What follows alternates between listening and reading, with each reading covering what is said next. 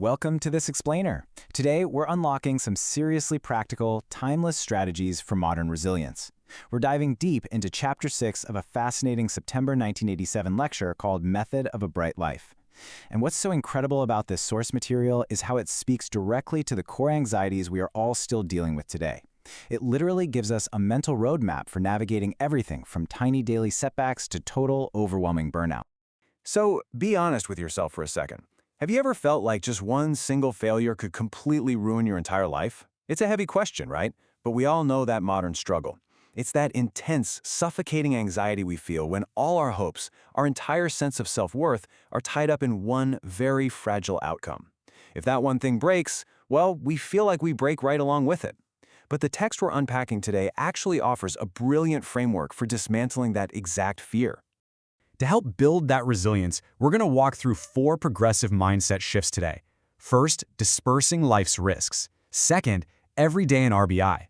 Third, viewing adversity as a new entrance. And finally, creating a torrent of good intentions. All right, let's jump right into part 1, dispersing life's risks. This is our first major perspective shift, and it completely rewires how we construct our self-worth. The lecture uses this brilliant business metaphor. Think about a single product company. If you only sell one thing and the market for that thing crashes, boom, you go bankrupt. It's incredibly fragile. Now compare that to a comprehensive trading company. If their exports are struggling, they just smoothly shift over to domestic sales. If one sector is down, another is up. The text argues that a lot of us are living our lives like single products companies. We tie all our happiness to one career track or one relationship, and when that falters, we snap. We need to become comprehensive trading companies in our own lives, flexible, dynamic, and adaptable. The author actually calls this the diversification of life. Relying on just one talent or a single path, that's dangerous. By actively developing alternative talents, setting up backup plans, or just cultivating totally different areas of interest, you're creating a buffer. If you take a hit in one area, your whole foundation doesn't crumble. You just pivot and shift your focus to another department of your life.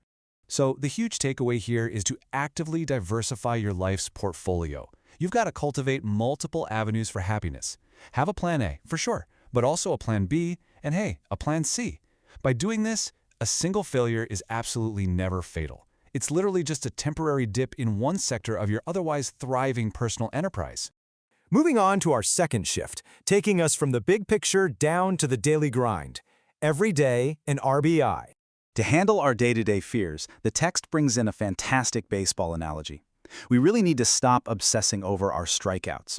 When we step up to the plate of life, so many of us are just silently, agonizingly counting all the times we've swung and missed. But the lecture points out that focusing on the misses pretty much guarantees your batting average is going to drop, simply because your mind is totally consumed by past failures rather than the fresh opportunity right in front of you.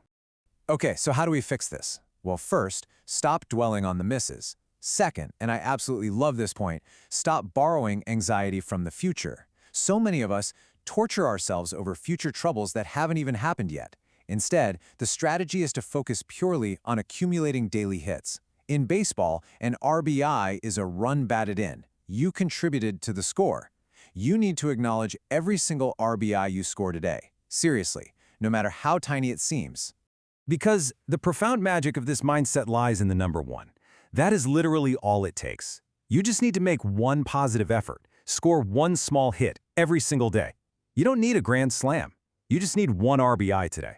By stacking up those single daily efforts, you steadily build a deeply resilient, bright life without getting paralyzed by the fear of striking out. Which brings us to part 3, adversity is a new entrance. Because let's face it, no matter how well we diversify, roadblocks are going to happen. The source text makes this incredibly relevant observation about what we now call burnout syndrome. It notes how top performers, people running at absolute maximum capacity, can suddenly hit a wall and lose all motivation.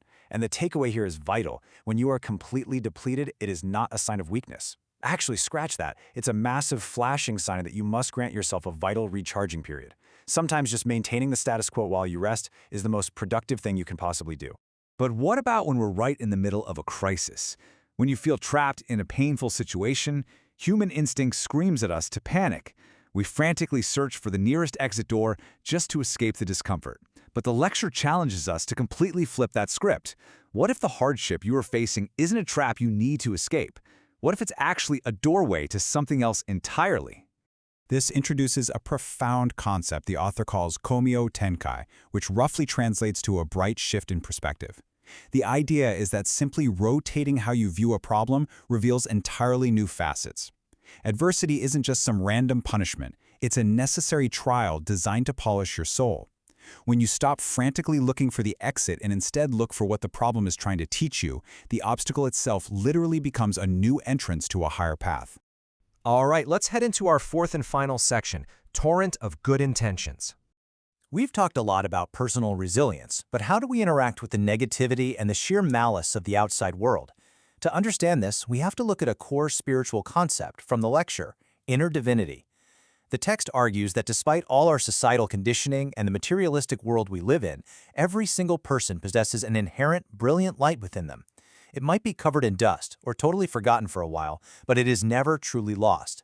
Recognizing this in yourself is the absolute key to true strength.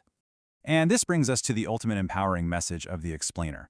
When you finally tap into that inner divinity, that genuine enthusiasm and brilliant light, it unleashes what the author calls a torrent of good intentions, and it is so powerful it's almost like magic. This surging goodwill literally washes away the malice, the negativity, and the disharmony around you. You don't have to fight the darkness, you just have to turn on the light so brightly that the darkness gets completely washed out. So I want to conclude this explainer by throwing a challenge your way. Think about everything we've just covered, from acting like a comprehensive trading company to finding that new entrance in your current struggles. It all comes down to action. So, what is the one small hit, that one daily RBI you are going to score today to tap into that inner light and start your own torrent of goodwill? Take that step today. Thanks for joining me, and I really hope this framework helps you build a brighter, far more resilient life.